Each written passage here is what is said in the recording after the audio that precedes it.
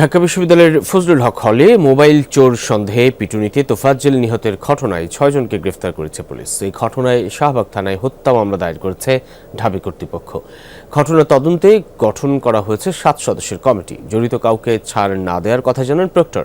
ময়না তদন্তের পর বৃহস্পতিবার তোফাজ্জলের মরদেহ বুঝে নেন আত্মীয়রা।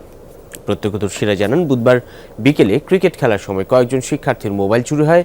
সন্ধ্যায় চোর সন্দেহে তোফাজ্জলকে ধরে ফজলুল হক হলের গেস্ট রুমে নিয়ে যায় শিক্ষার্থীরা।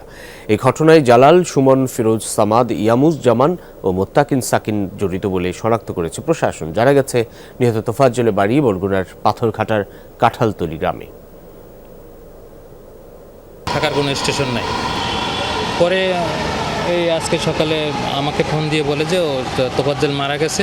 আমি ওই লোকের ফোন দিলাম, বলল যে এরকমের উনি এরকমের আমাদের হাতে আছে, আপনারা টাকা দিয়ে ছাড়াইয়ে নিয়ে যান। যাদেরকে তারা আইডেন্টিফাই করবে তাদের ব্যাপারে যেরকম আছে আর হল প্রশাসনের কথা অবহেলা আছে কিনা সেটাও আমরা যে এখানে তদন্ত করব সেটা আমরা বিবেচনায় নিব। যে আমরা তো দুঃখ প্রকাশ করবই এবং আমরা কি পদক্ষেপ নিয়েছি সেটা অবহিত করব।